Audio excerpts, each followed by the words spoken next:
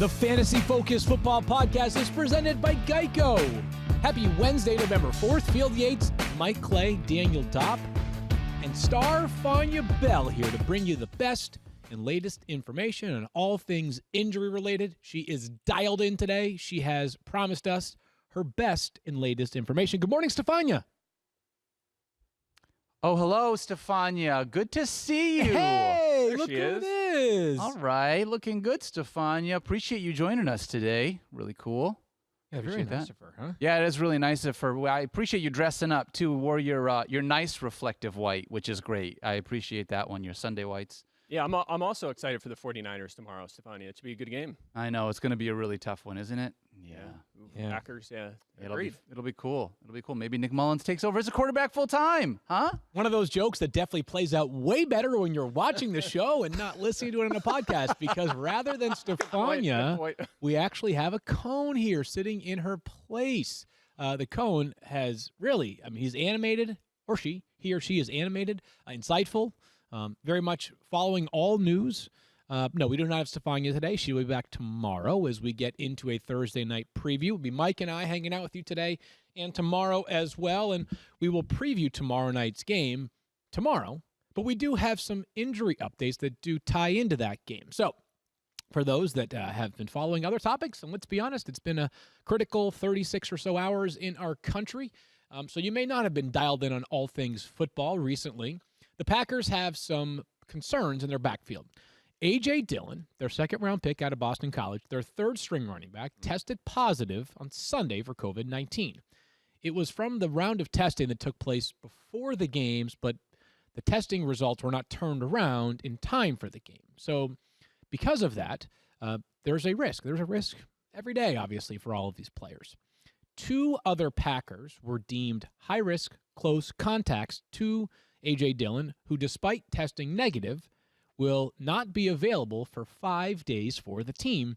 And, of course, when you play on Thursday night and the close contact began on Sunday, that means you're out for Thursday night. One of those players was JAMAAL Williams, who has been the starter over the past 2 weeks. Aaron Jones has been out with a calf injury. Now, Aaron Jones left practice what will be 2 weeks ago tomorrow. So 13 days ago, we had Aaron Jones pop up in the injury report with what was described as a very minor calf injury. We're now looking square into the possibility, Mike, of Aaron Jones missing 3 games with a very minor calf injury. It's at least possible. Now, I don't think we are at the point now where we can say definitively that he'll be out, but it's at least possible that Tyler Ervin and Dexter Williams, are those Packer running backs? They are the Packers running back. Wow, okay. They are. I just started reading names off the list. Well, here's the thing. Dexter Williams is still on the practice squad as of right now. Tyler Ervin has lined up at wide receiver on 93 of his 100 snaps this season. So they don't really have any running backs at this point. Of course, that will change soon. And let's talk about these two guys. What can you expect from them? Dexter Williams is 5'11", 212, whereas Tyler Ervin's 5'10", 192. You should get the picture right away from the size, how they're going to be deployed. Williams will be the early down back. He should handle a bulk of the carries here. And, in fact, that's what we've seen from Ervin in his career, by the way. 4 carries, 8 targets this season, 100 carries, 31 targets in his season. Like I said, he plays a lot of wide receiver. He's the pass catcher from the group. Dexter Williams, even in college at Notre Dame, not much of a pass catcher. I don't expect that will change. Again, a 6th-round pick last season. Hasn't played a snap this season. Did play a handful last season. So my projection, 13 carries for Williams here, 2 or 3 targets, and 5 carries and 4 or 5 targets for Ervin. For me, the preferred flex here is Williams. It's close, but I would go that direction. Again, if they fall behind, you'll probably see a lot of Tyler Ervin out there.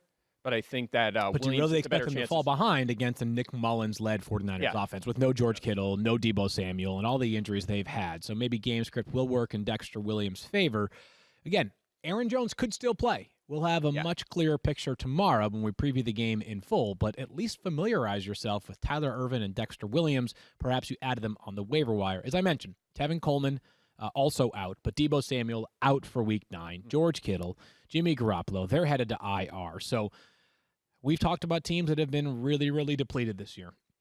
Philadelphia, Dallas, San Francisco, the 3 of them are kind of in a tier unto themselves. Not the kind of tier that you want to be in, but injuries have hit them hard.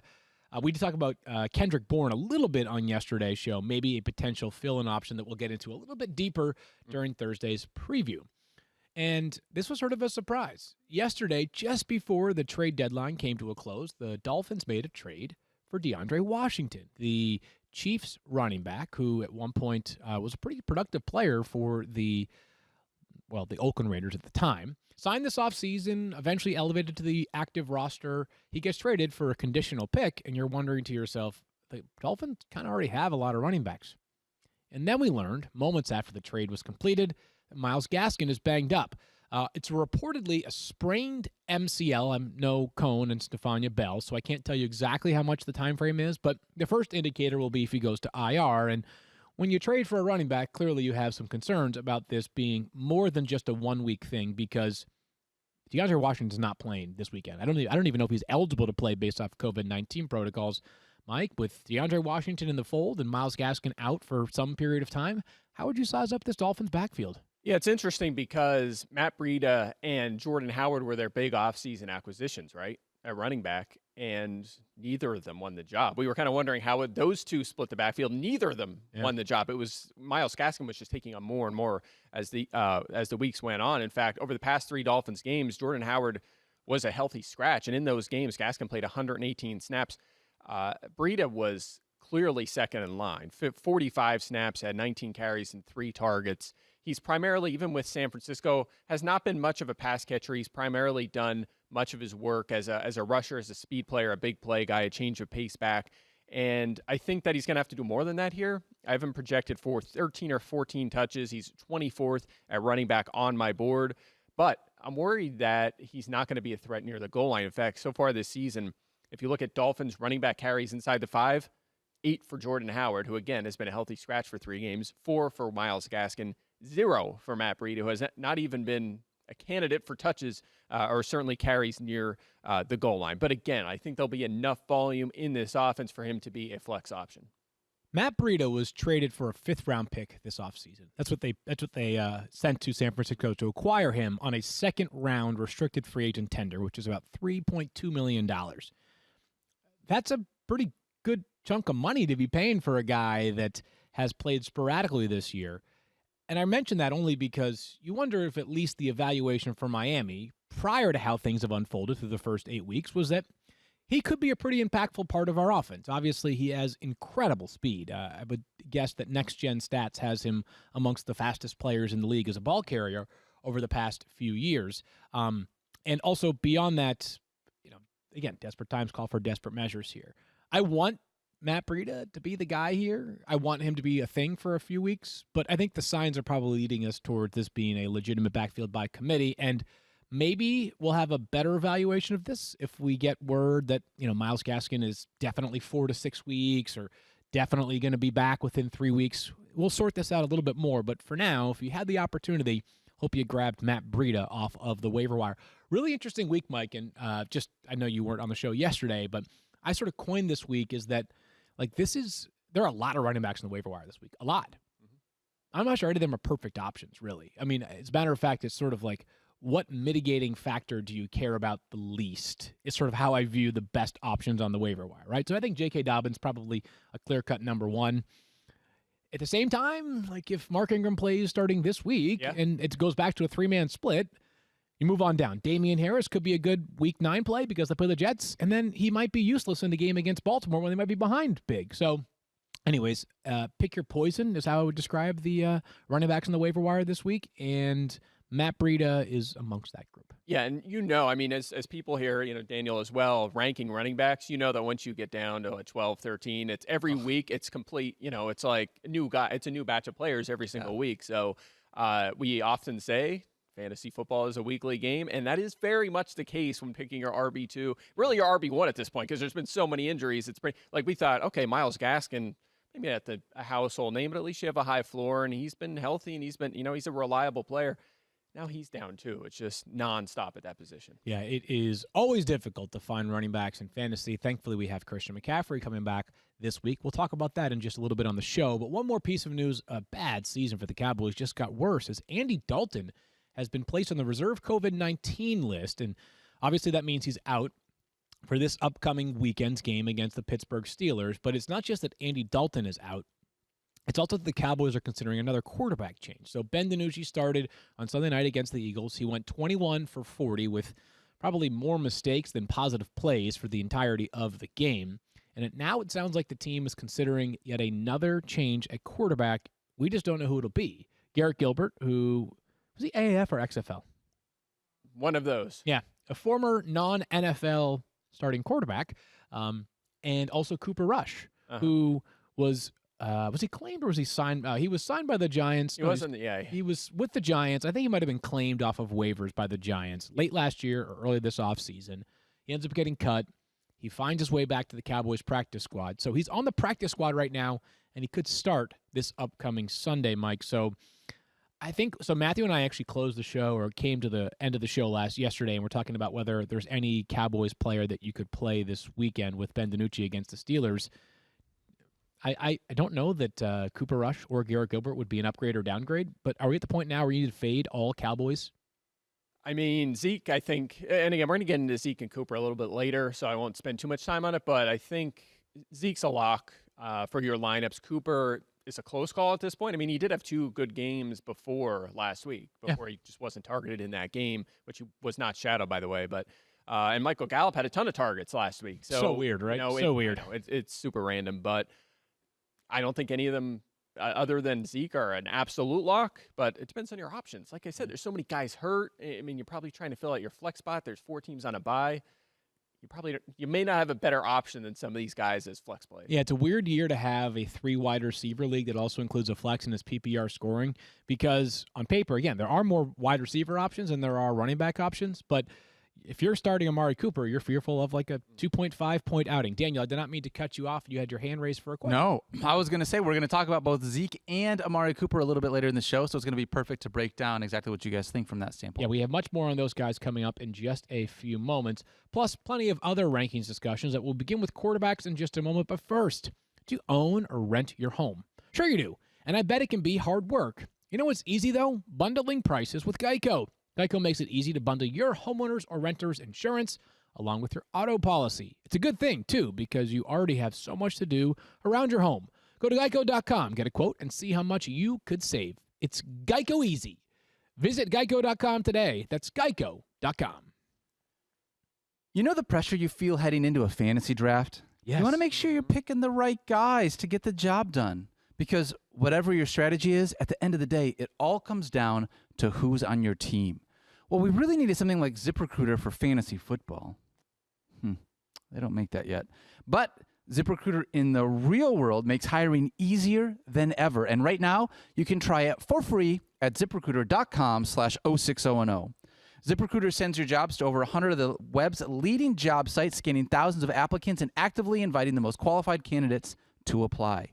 That way you can hire the right people fast. In fact, 4 out of 5 employers who post on ZipRecruiter find a quality candidate within the first day. Imagine if we had something like that during our fantasy drafts. We'd never lose.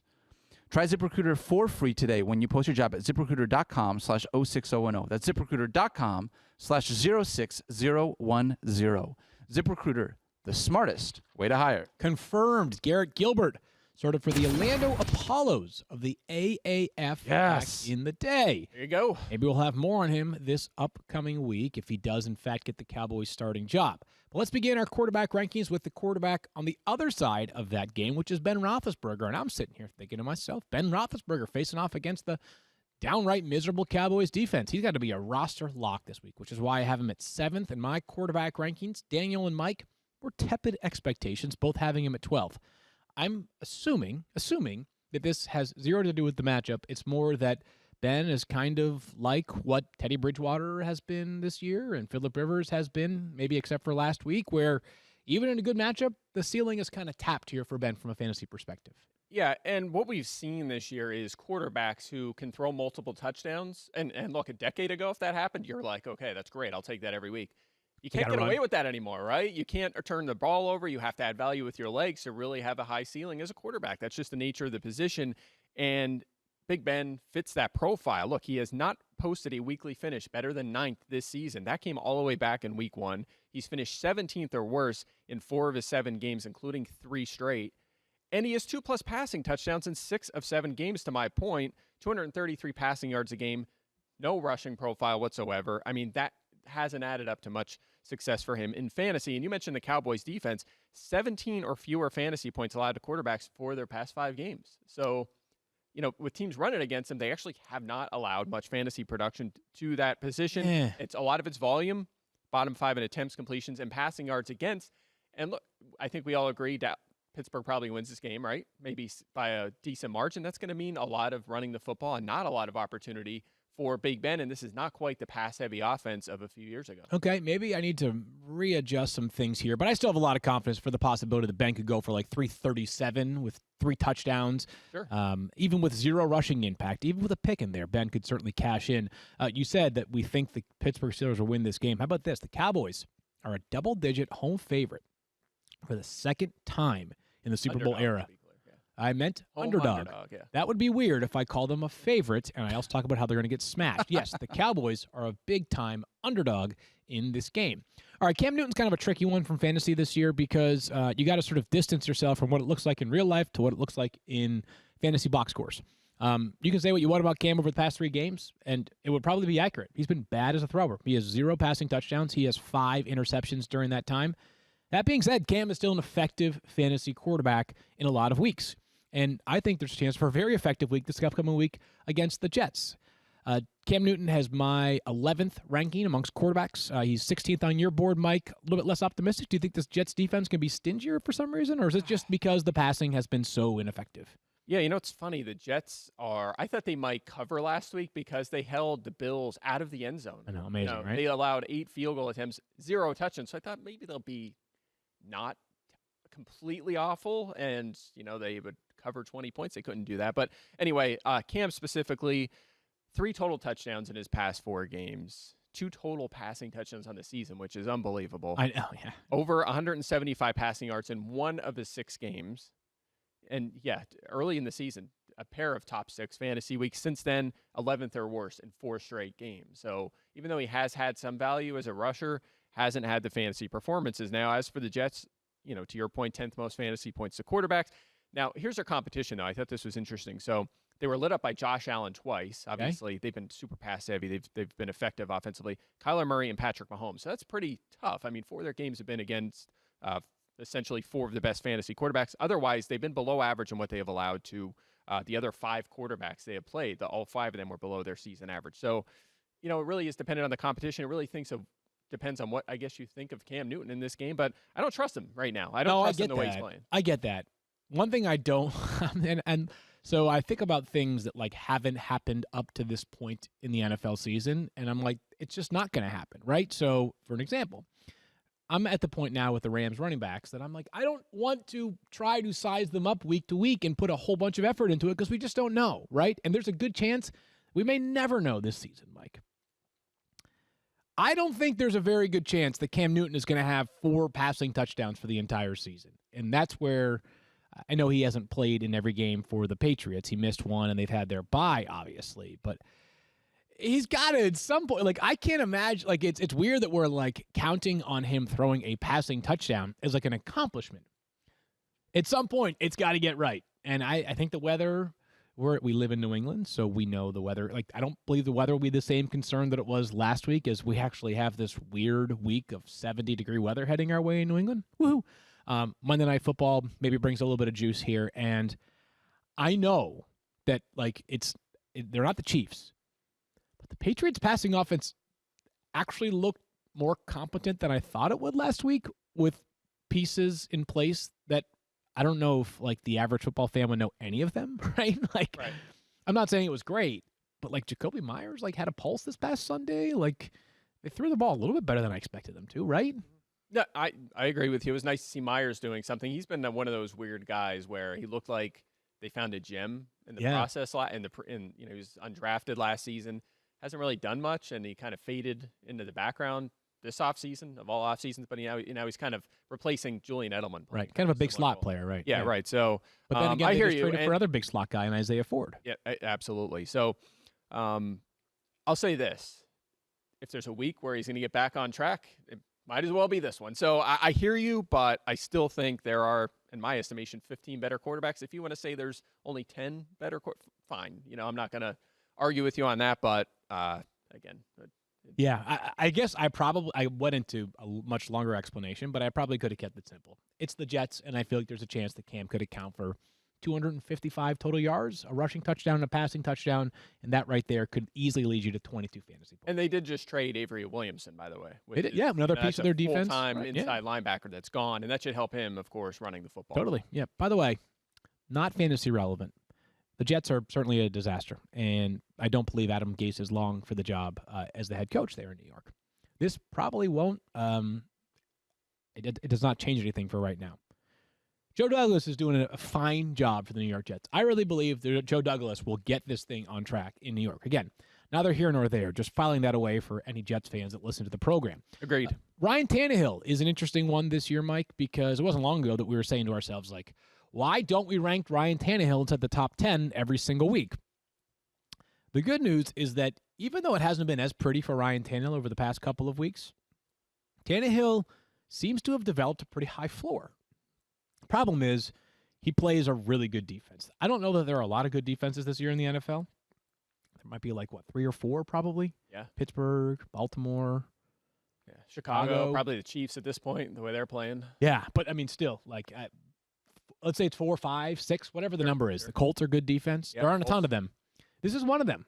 So if you have been potentially riding the hot hand of Ryan Tannehill, would this be an opportunity to fade here this week? Absolutely. I'm QB 17, so much like Cam Newton, not a guy I feel great starting this week. He is QB 8 on the season, fine. He's had 3 top 8 weeks. That's the good. The bad is he's been 14th or worse 4 times, and that's why we don't rank him automatically as a QB1 every single week. Again, to the point I made on Big Ben, he has 2 or more touchdowns in 6 of 7 games, so he is still throwing touchdowns, but again, it hasn't led to consistent fantasy production. It's just the nature of the NFL this season with so many running quarterbacks. And also, to your point, the Bears' 5th fewest fantasy points to quarterbacks. They've only allowed 8 passing touchdowns despite facing the 10th most pass attempts. So teams are throwing on them. They're not converting. They're just really good on that side of the football. And I thought they might take a little bit of a step back, right? A year removed from Vic Fangio leaving, and they didn't quite have the juice. Seemingly defensively, some players had rough 2019s, were hurt. Khalil Mack included.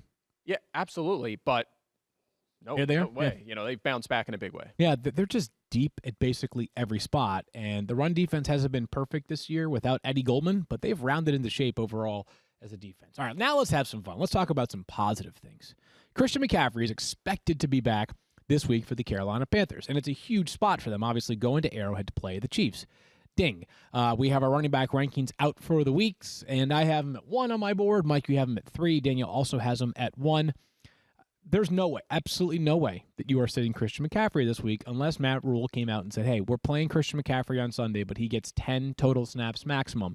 That's the only way that you would ever sit Christian McCaffrey. But what's your sense? It's not a sense. What's your guess? Mike Davis, over under 8 touches on Sunday. I will say under. I'm pretty sure I have him projected around 6, which is probably going to be a high number going forward once McCaffrey gets rolling. But the only reason I have McCaffrey a couple spots lower than you guys is because I think maybe he's a little bit limited in his first game back. Just a little bit. Maybe it's 5 snaps or 10 snaps, 5 or maybe 5 touches. But I think under on Davis. Also, Dalvin Cook, no shame in having him top of your board. He's been pretty good. He had 4 touchdowns this past week in case you missed that happening. But all aboard Christian McCaffrey if he does play on Sunday. And right now it would be a major surprise if he does not play, Daniel. What is it that managers of Mike Davis do at this point, right? You've held on. You've helped him get you've used him to have a good winning record. And now you're at a spot where do you just wait and see? Is that all that we're at, Mike? Is there a more valuable insurance policy in fantasy right now? No. I don't think so. I mean, we had, you think about guys like an Alex Madison who underwhelmed in his he did. shot, but still, I think he would be fine. Tony Pollard, there's a few, but Davis is in that conversation, right? So is he 100%. a guy you absolutely have to keep on your bench in 10-team leagues and even 12 teams? Yeah. I don't think so, but there's a reason you have a bench, and it's to keep high ceiling players like that, and Agreed. recent first round picks at receiver, guys like that. That's his role right now. That's his job. I'm not Stephania Bell, but again, a high ankle sprain, and I know that it's a whole new injury that Jimmy Garoppolo is dealing with. But remember, Jimmy Garoppolo is an example of a player that had a high ankle sprain, came back. Now he has another ankle issue. Now, to be clear, Kyle Shanahan said yesterday this is a whole new injury, but I think we have seen in the past that a high ankle sprain is something that can leave players vulnerable going forward. Yeah, I'm absolutely. Just want to throw in one more nugget on McCaffrey here, because this is crazy. Think about this. If you get 22 fantasy points from any player, that's really good, right? Really good. Just you're like, if you get that out of a player, you're just like, that's a great week. McCaffrey has had at least 22 fantasy points in 15 of his past 16 games. Oh my God. That's an unbelievable floor. Do you remember at the first? Now this feels like 12 years ago, but the first 2 weeks of this season, do you remember the feeling on McCaffrey? It was like, he hasn't been that great This season? Yeah, and his numbers were still ridiculous. ridiculous. Yeah, It was because he had like what, 1 catch in the first week. He had 3 for 38 and then 4 for 29 receiving. So that's a big disappointment. But he had 4 touchdowns during that stretch. Right, you're rushing like, the ball. oh man, like Christian McCaffrey, You're right, underwhelming. Yeah. Do you know what I would do right now to have a player who's underwhelming and get me 22 plus fantasy points? Do you realize? I am starting Travis Homer on Sunday in one of my lineups. I don't even know if Travis Homer's playing on Sunday. Yeah. That's the kind of depths that we have reached at running backs every single year, basically, fantasy football. Another good story, though. James Robinson, who has been amazing so far for the Jaguars. They go to Jake Luton, it looks like, at starting quarterback this upcoming weekend. They play the Texans. It's a good matchup here. Any concern whatsoever that with Jake Luton taking over, that this offense just becomes so predictable and so bad and so ineffective that it hurts James Robinson to the point that his value might depreciate by, let's say, like 8 or 10 slots in overall running back value? I do have some concerns with him moving forward. I have been, and I think we talked about this last week or maybe 2 weeks ago about, maybe fielding some trades for Robinson, and that was before the quarterback change. The reason is his playoff schedule is extremely hard, and you could actually throw Zeke Elliott in that conversation too. Both of them extremely hard fantasy schedules. But for now, this week, obviously a must start. He's RB6 on my board. He has a high floor because of all the volume. And let me run through a few nuggets here on the Houston run defense, because this is unbelievable. Third most fantasy points allowed to running backs this season. 149 plus rushing yards allowed in 5 of their 7 games. It's Rain Robinson's wheelhouse, obviously. 112 plus scrimmage yards allowed in every single game to running backs. At least 1 touchdown allowed in 6 of 7 games. The only issue, I guess, here in this matchup is that their best game against the run was the Jags earlier this season, 112 scrimmage yards and no touchdowns allowed. So they did have some success the first time around. Maybe they will again. But again, even in that game, 112 scrimmage yards. Robinson, such a high floor play. Mike, I am in no position to complain about 112 scrimmage yards. When I'm sitting here thinking, can I just get 60 from Zeke Elliott right now? Right. So let's talk about Zeke Elliott. And Daniel mentioned earlier in the show, we're going to get into him. Let's get into him right now. I'm lowest on Zeke. I've got him 15th. You guys both have him at 10. And I fear that I'm way too high on Zeke. Talk me into why, or try to talk me into, because I'm not sure I'll believe it, no matter what you have to say. Why Ezekiel Elliott deserves to be in starting lineups this week. It's an awful matchup. Mm-hmm. They have potentially Garrett Gilbert under center. Zeke has been ineffective with a terrible offensive line. The passing game is hard. There's a little bit of passing game volume, but still, not dynamic passing options here. Go ahead and try. Okay, I'll try. I'm going to start by, to your point, 22 fantasy points per game with Dak Prescott. He had 22 per game. That's great. He has a total of 26 in his past 3 games. You're not so good. Far, that is not good. Me. Yeah. Now, why do I still have him 10th? Well, first of all, we just laid out the mess that running back is. Okay. That's a big problem. So how many 20-touch running backs are there out there? There's very few, right? He had 20 touches last week against the Eagles. And it's Zeke Elliott. We know he's pretty good at football. He's going to get the goal line work. Dallas has, as expected, flipped to a very run-heavy offense. Since Dak went down, they're the 5th run-heaviest offense, game script adjusted, over the past 3 weeks. And 1 point on the Steelers, yes, dominant against running backs, but most of that has been shutting down the passing game.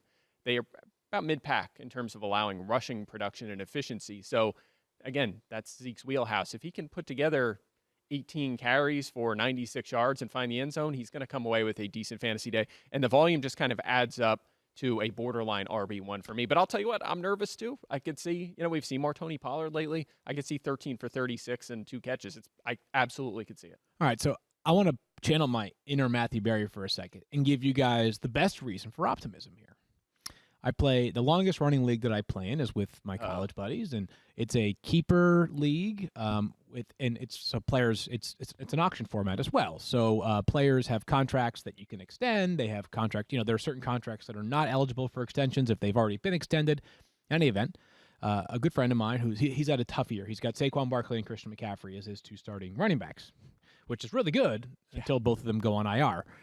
We're in the midst of a deep negotiations on a deal that looks like it'll go past the goal line, in which I would trade him Zeke, who's got 1 more year in his contract after this, and upgrade to Christian McCaffrey, who's in the final year of his deal. Tua is also part of this deal, as is Mike Davis. I've got Russell Wilson and Tom Brady. Both of them are okay at football, so I'm okay with Tua going the other way.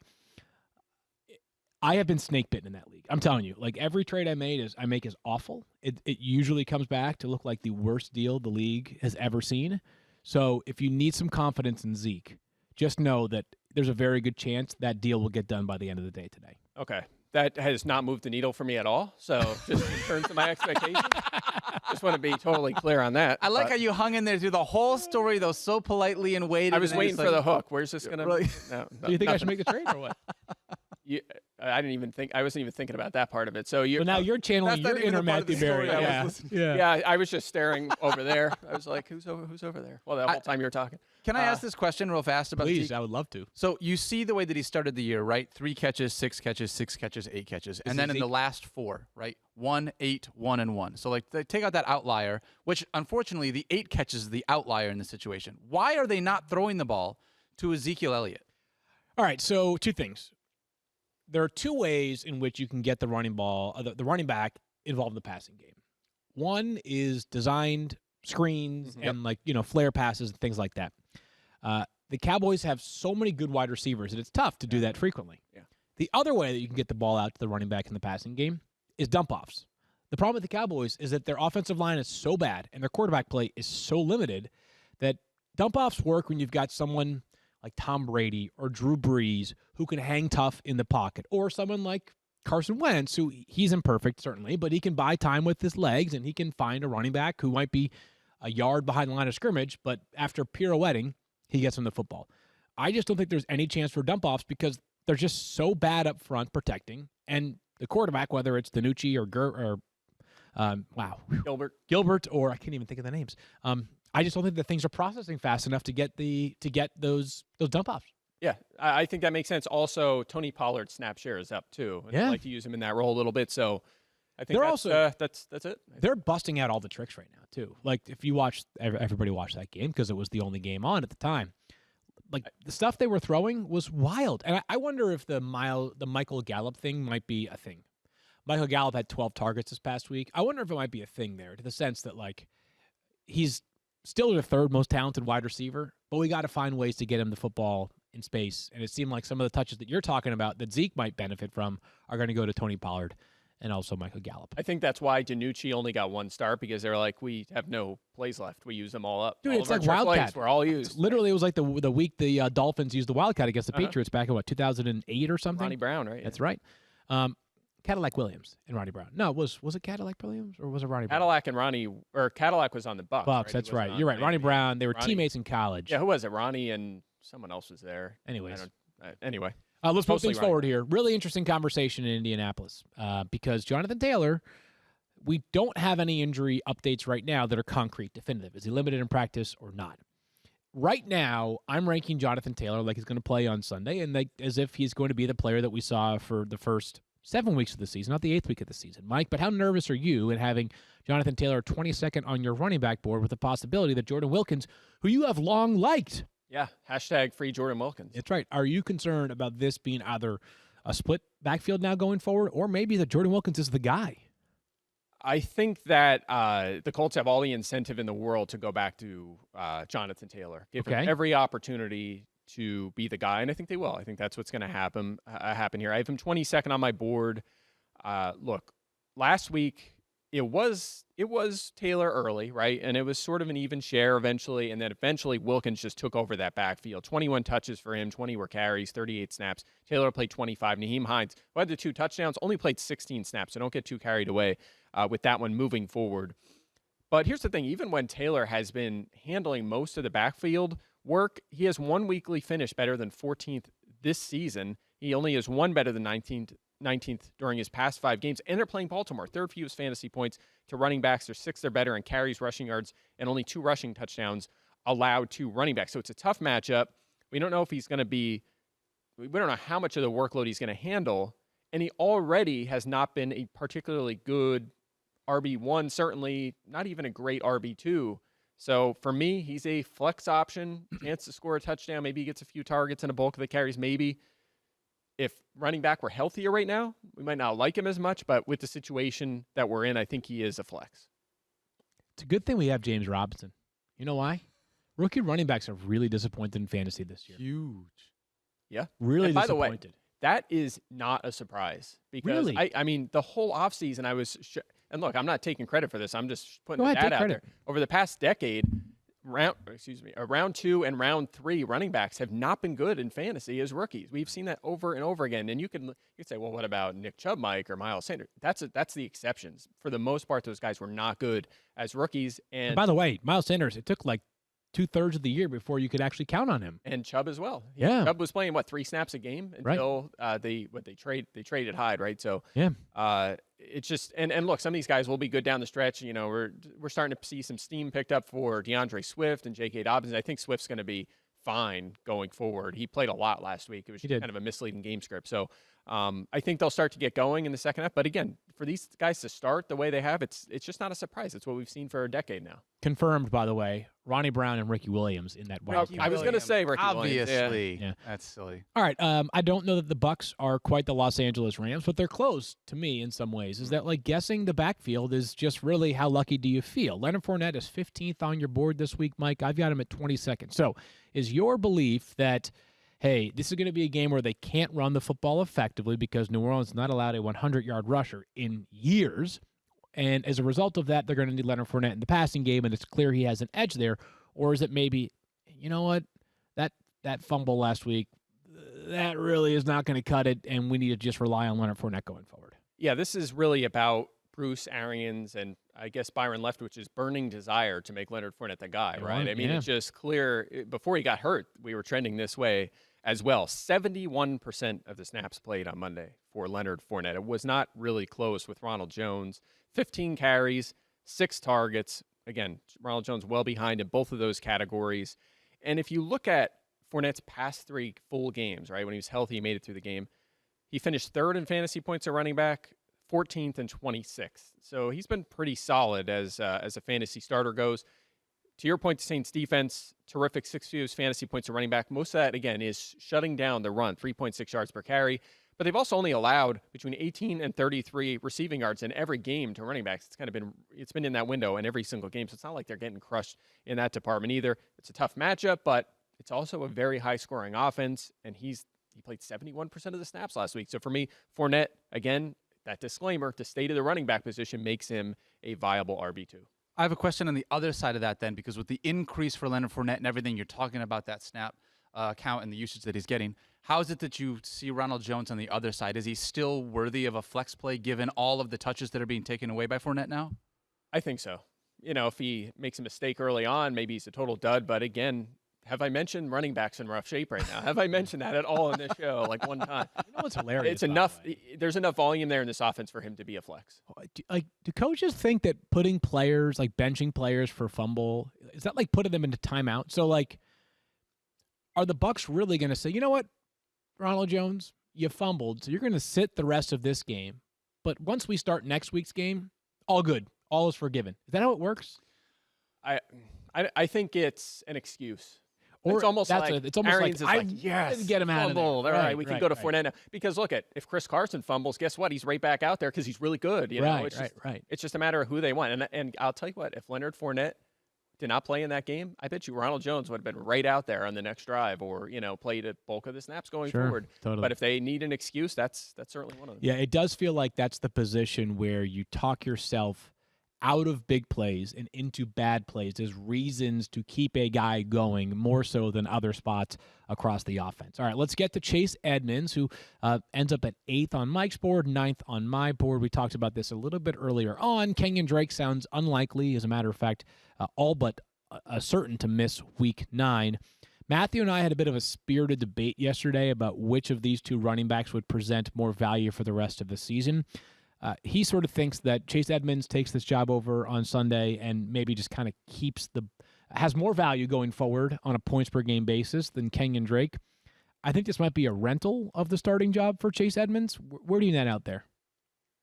I wish that I could give you the definitive answer that I think Kenyon Drake will just come and take it back, but he hasn't shown enough, I don't think. But that being said, I feel like he keeps getting the support of the coaching staff, right? Almost like it's not his fault he's doing what you asked him to do. So I think that he sees a fewer touches if Chase Edmonds really does well, but I don't think he's going to disappear. I think he'll come back and play a pretty significant role, and he has to. Are you going to make Chase Edmonds a 25-touch-a-game guy? No, I don't think you're going to do that. And Eno Benjamin's next up, and Jonathan Ward, those guys aren't real threats to take on substantial work. So I think that Edmonds could outscore him because of how much he's used in the passing game. In fact, think about this. In 4 of 7 games this season, even with Kenyon Drake playing most of those games, Edmonds has 14-plus fantasy points in 4 of the 7 games.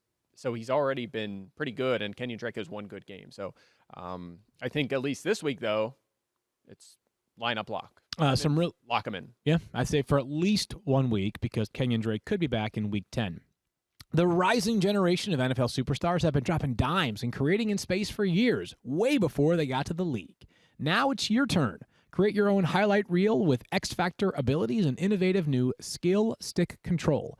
Swag out and win in style Swag out and win in style in new backyard football-inspired mode, The Yard. Celebrate your style, showcase your creativity, and rise to fame in a way that only you can. Go all out in Madden NFL 21. Available now.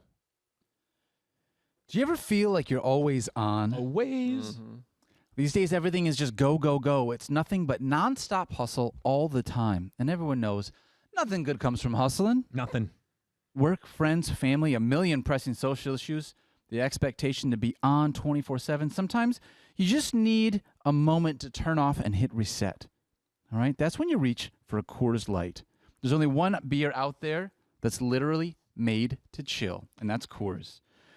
Watching football is therapeutic to fans. It is uninterrupted me time, and it's just an excuse to chill and drink beer. Coors Light is the official beer of watching any sport or team just to drink beer. Mountain cold refreshment, and it's made to chill. Coors Light is cold lagered, cold filtered, and cold packaged. It's literally made to chill and celebrate with responsibly. Crisp and refreshing as the Colorado Rockies. Coors Light is the beer to choose when you need to unwind. So when you want to hit reset, reach for a beer that's made to chill. Get Coors Light in the new look delivered straight to your door at get.coorslight.com. Coors Brewing Company, Golden, Colorado, and please don't forget to celebrate responsibly. More Buccaneers talk as we head back to our pass catcher rankings. Now let's talk about Antonio Brown and Mike Evans. I think the Mike Evans portion may be a little bit easier here than Antonio Brown, so let's actually start there, Mike. You've got Mike Evans 28th on your board. I tell you what, if football were like a two-thirds of 60 minutes, so I guess that would be 40 minutes game as opposed to a 60-minute game, Mike Evans really, struck some fear into people's hearts on Monday night with James Bradberry, as you expected, giving him all he could handle. But he's 28th in your board this week. I think we still are we're fiending for more volume for Mike Evans halfway through this season. It doesn't seem like it's going to happen. Agree 100%, especially with Antonio Brown coming back and Chris Godwin's missed so much time as well. At some point, they're all going to be healthy. 29th out wide receiver in targets so far, only 34th in yards. Completely bailed out by touchdowns. Totally. 7 touchdowns, 3.4 is his OTD, so he's doubling that. His career suggests that he will return to earth down the stretch here. He's the number 19 scoring wide receiver. Very disappointing, and I think he draws the Marshawn Lattimore shadow in this game. Now, we're going to get into that tomorrow in depth, so I won't dive too into it, but Lattimore has had his number so far. It is a tough matchup, and, that Antonio Brown guy's going, and maybe Chris Godwin, probably looking iffy, but he at least has a chance to go. Antonio Brown is a complete mystery in terms of how to be utilized on Sunday. Bruce Arians has said it might be 10 snaps, might be 30 snaps, who knows? And I don't expect him to give us any more information. This much you can trust. Antonio Brown has the trust of Tom Brady. Antonio Brown is going to have enough of an understanding of this offense on Sunday that if pressed into action for 35 snaps, it's totally possible that he could ball out and have 6 catches for 78 yards and a touchdown. That would not surprise me. Agreed. So here's my philosophy on Antonio Brown this week. I made him wide receiver 30 by design. The idea being that in a standard 10-team league, not a starter, but probably a flex consideration if you play PPR scoring. And I know this is sort of a cop-out, but my thinking was it's Antonio Brown. If you were to evaluate all the players on the board, basically from like wide receiver 20 on, and just say like if the goal is 15 fantasy points, rank these players who have a chance to reach 15 fantasy points. I don't care that he's been there for 5 minutes and that he's still living with Tom Brady because he hasn't even found a house to live in yet. Antonio Brown has a better chance of 15 fantasy points than some of the players that are ranked within 3 to 5 slots of him. So I understand that I'm highest on the board, and that leaves me a little bit vulnerable to mislead the public here. But Antonio Brown last year showed it in his first week with the Patriots. He had a grip on the offense. He did have the touchdown in that game against Miami.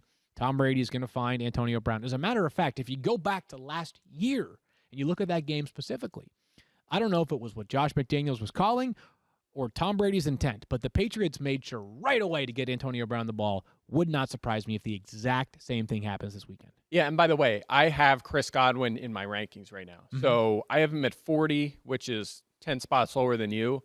It's going to be hard not to play him if Godwin doesn't play. Oh, It seems like a decent possibility. Again, I'm holding out a little hope with the projection so far, but we'll keep an eye on that.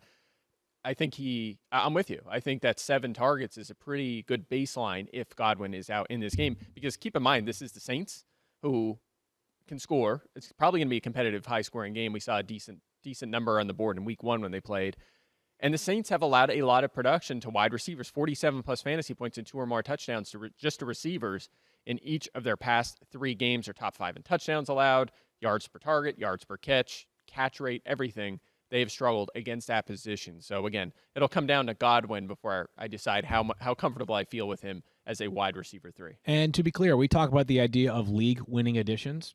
Antonio Brown's a potential league-winning addition. He's Antonio Brown. Say what you want about how this all came together and whether it's the best fit for him or whether the Bucs even need a player at wide receiver. Antonio Brown's a really, really talented football player. Let's pay off the Amari Cooper conversation from earlier on. Again, it sounds like it won't even be Ben DiNucci on Sunday, and it won't be Andy Dalton. It could be Garrett Gilbert. It could also be Cooper Rush.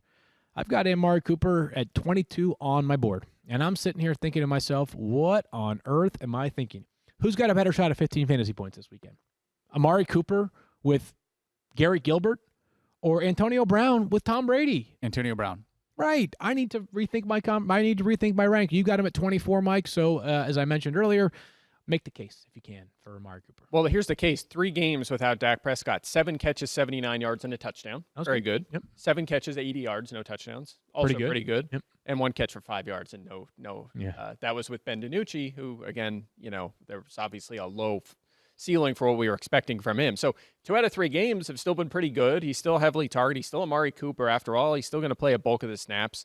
I know he only had the 4 targets last week, but there's certainly a chance that he could push for 10 in this game.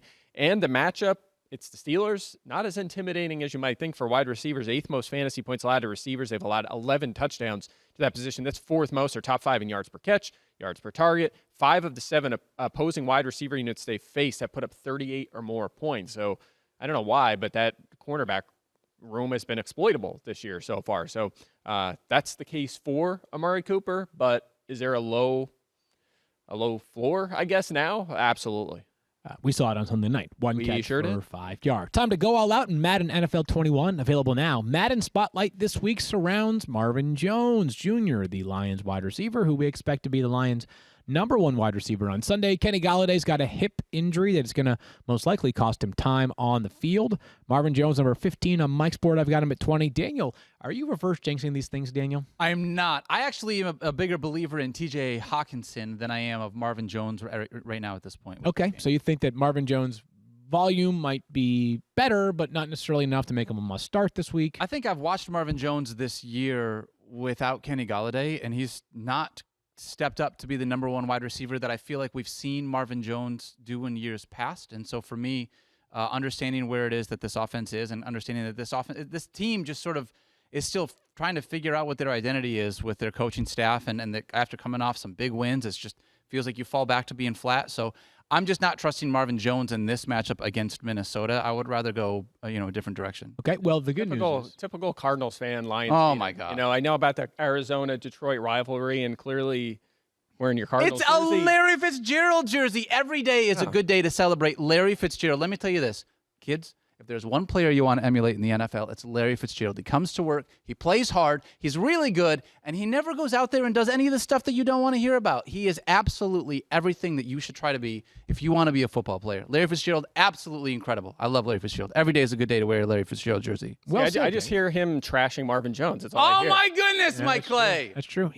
Daniel, not even a real Lions fan. But Marvin Jones this weekend to make the case. Again, no Kenny Golladay, and last week he did finish strong. Wide receiver 16 last week with Golladay missing almost all of that game. And a reminder that it's the Vikings who kind of rounded into form a little bit defensively last week, Mike, except for the whole pass defense part, because Devontae Adams had 3 receiving touchdowns. Still a very good matchup for Marvin Jones. Yeah, Marvin Jones has been good as of late. I mean, he had 80 yards in week 7. He had 2 touchdowns last week, which is what you laid out there.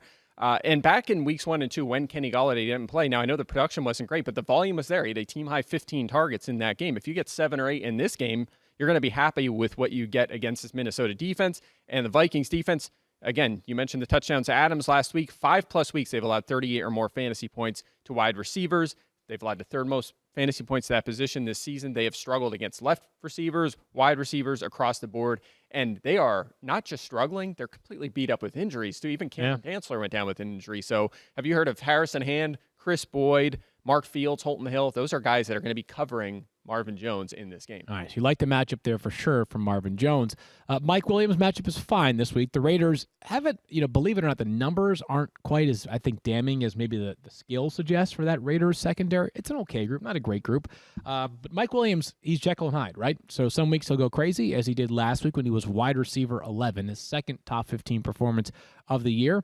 And then he's got 3 weeks outside of the top 90 for wide receivers. Do we have a formula, Mike, in which we can project which weeks we expect a big Mike Williams week? I don't think so. And you kind of laid it out, so I won't get into it. I had his stat lines laid out, and they're unbelievable how back and forth he's been. In fact, he has 8 or more targets in his 3 good games. He has exactly 8 targets in his 3 bad ones. Wow. I mean, it's just unbelievable. It's been one or the other all season long. The good news is, and this is why I'm optimistic about him going forward, Justin Herbert has 264+ passing yards and 3+ touchdowns in 4 straight games, passing touchdowns. Yeah. So he's just been lighting it up through the air. Amazing. There's an opportunity for more than just Keenan Allen to produce. I mean, Hunter Henry hasn't even been that good in fantasy. Really as of hasn't. late. So there's opportunity here for Mike Williams. And the Raiders defense, to your point, very young in the secondary, lots of pedigree. At some point, they might break out. We see that all the time. We're seeing it with Tampa Bay this year, right? It takes a couple of years when you draft a lot of young defensive backs at the same time to kind of make that leap. I think that's what's going to happen with the Raiders, but they are exploitable. Bad games against Carolina, Buffalo, Kansas City, and Tampa Bay so far. Not much volume faced by them corners, but they have been very poor in terms of efficiency. So I like Mike Williams. He's top 30 for me. Quick diversion from the note here. You are our dynasty ranker of note at ESPN. If you were to do quarterback dynasty rankings, how far up your board do you think Justin Herbert lands? You got to figure Mahomes is 1. Mm-hmm. Yeah, Lamar Jackson's still in there. Deshaun Watson's still in there. I know they're having a down year. Kyler Murray's obviously in there. Yep. Joe Burrow, very much. I mean, you can still put Burrow ahead of Herbert. Okay, interesting. Very good. Russell Wilson, yes or no? Russell Wilson's in there. I would still put him ahead. He's just too good. Yeah, and he could play 8 more years. No one would be surprised by that, question. right? No question. Okay, so Herbert, So maybe like a he's right top there. He's- 7, 8 consideration at quarterback? Absolutely, and Wow. very high ceiling. So He has he's been great. phenomenal. And I did update my rankings, I think, a week ago, so you can check them out at ESPN.com, and he's right in that mix. Yeah. Did you all right. see the article that Russell Wilson spends $1 million on postseason recovery every year? You know Wow. what? I'm not surprised by it, though. Because he wants to play until he's 45. So, listen, if you know right now that this is your job and you love it and you want to have a long, sustainable career, for him to do that now is absolutely what it's worth. It's just boy, I'd love to have that kind of money to do that in the offseason. You know? I look at it this way. If he's willing to put $1 million into his career Good for him. every year, if he could, let's say he does 12 years of that, he's investing $12 million. That probably prolongs his career by, even if it prolongs his career by 1 extra year, Is that one contract going to be more that's worth $35 million. 100%? Right. So, I mean, the return on that investment is substantial. Oh, by the way, leads to a great lifestyle for not just you, but your family too, right? Oh, Like, yeah. he's got him and Ciara have 2 children, and plus he helps raise her son from a previous relationship too. Like, you got a family of 5, and everybody's eating well, right? So it's a pretty good little situation to have personal chefs and masseuse and all that. So he does that. Have you seen the show Living with Yourself? Paul Rudd. I have not watched it yet. It's on my that list. that explains what Tom Brady does in that show. Okay. In the pilot. That's right. I did hear about this from. There was a scene. Yeah. Okay. But I remember reading about it on the internet, but that's on Netflix, right? Yeah, it is. I just finished it, but it's pretty interesting show. But anyway, it's kind of a side story about how Tom Brady rejuvenates himself each and every year. It's kind of Speaking of players who need to be rejuvenated, let's talk about some Steelers pass catchers to close this thing out. Okay. All right. So the Steelers wide receivers quickly. Let's just make this quick because I do want to ask you about tight ends. Mike, rank them for week 9. Juju, Claypool, Deontay Johnson. No thanks. Okay. Good answer. Yeah, this is tough. I have Claypool 20th, Juju 23rd, Deontay 26th. Yeah, and they're all in the top 30 for us. I can go through stat after stat. The fact is we don't know who's going to get the volume each and every week. I think that they can support any of the 3 or all of the 3, and especially against Dallas, it's possible. Even if Big Ben is not a great fantasy quarterback, that all 3 could have decent days in this game. So I think Claypool's the preferred choice. And one nugget I will throw in, though, is this is really important. He was the backup to Deontay Johnson the first couple of weeks, and we were nervous that once Johnson was healthy, he would disappear. James Washington has been bumped all the way down to 5th on the depth chart. Ray McLeod, is that right? Ray McLeod is running ahead of him as well. So he is now a top 3 receiver. He's on the field for most of the pass plays. That is good, and you can feel pretty decent about him playing him. Name the set it and forget it tight ends right now in fantasy. Travis Kelce. George Kittle's obviously out for 8 weeks, so let's just call him out for the season. Yep. Travis Kelce. Yep. Darren Waller. Agreed, yes or no? Yes. Gronk, yes or no? Close, and they may change in a week or 2 with Brown and Godwin there. Okay. So it's close for Mark Andrews, yes or no? Yes. TJ Hawkinson. Yes. Yeah. 9+ fantasy points every week. Yeah. Yep. He's crushing it. Johnny Smith. Johnny Smith is not 3 straight finishes of 25th or worse. So. Hunter Henry. No. Okay. Noah Fant. I think Fant is right now. Top 14, 5 of 6 weeks. Hayden Hurst. Nope. Wow. He's been good lately, but I don't think he's a must start. Is there anybody that I missed there? That's 6. Yes. Evan Ingram is close, but I say no. Okay. Jared Cook has 3 straight top 10, so he's borderline as well. He's very underrated. Dallas Goedert could be now. He's back after the bye. Keep in mind, Zach Ertz will be back at some point. Mike Gesicki's a no. He's way too inconsistent. Jordan Reed might be. I mean, we'll see. Let's see what he does this week. Yeah, totally. But if Kittle's out and he's the guy, I mean, he was tearing it up before he got injured. Even in the game, he got hurt. A healthy Austin Hooper is close, and Eric Ebron too has actually been pretty solid as well. He's borderline. This is like a Matthew Berry top 10 right here. I'm saying these are no's, but I'm saying these. This is the point, though, right? I mean, we listed off a few yeses. But this is how many guys are in the conversation. That's why most of them are no's, because there's so many options you have right now. File this idea away from me, please. Is we need to do, even if we don't release them for 6 months, right at the end of this season, we need to take, I don't know, a few hours and go through some of the conversations that we're going to have again during the offseason that we always do, such as tight end depth will be better this season.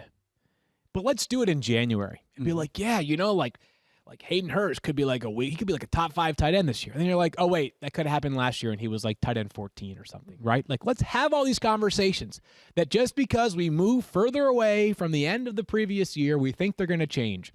We'll never have good depth at tight end. We'll never have enough running backs. We'll always have too many quarterbacks. It will never be worth prioritizing quarterbacks to the point that you draft them in the 2nd round. Let's have those conversations in January when all this information is still fresh in our mind. All right, do we have time for trivia? We have 60 seconds. Kai, you want to give it to us really quickly? Yeah, we'll do a quick trivia. Okay. Oh, unless there is no Kyle. Today, trivia is Russell Wilson is on pace for over 4,900 passing yards and nearly 600 rushing yards. Only one QB has ever had a season with even 4,500 passing yards and 400 rushing yards. Can you name that quarterback? 4,500 passing yards and 400 rushing yards. Mike, you want to go first? I have no idea. I'm going to go with Dan Marino, and I have no clue if it's about it. I think it's 45, did he? Oh, that's true. It's just crazy. That's right? No, he had one 5,000-yard passing season. Did he? I thought he had one. But did he run for 400? He was an athletic guy. All right. I don't know the answer. Mike, you want to venture a I think guess? it's Jay Cutler. I have no idea who the answer is. Kyle, you want to give us who the answer is? Kyle's still not there. Kyle doesn't No exist. bubbles. Kyle's not texting me. What if we just give everybody a question and we don't have an answer? Dante to it in the show? Culpepper. Dante Culpepper.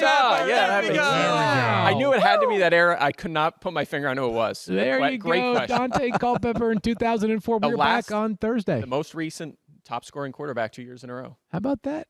Another fun fact for you. We're back on Thursday to preview the Thursday night football game and talk more rankings plus news. We'll see you then. Peace out. You're in the hole.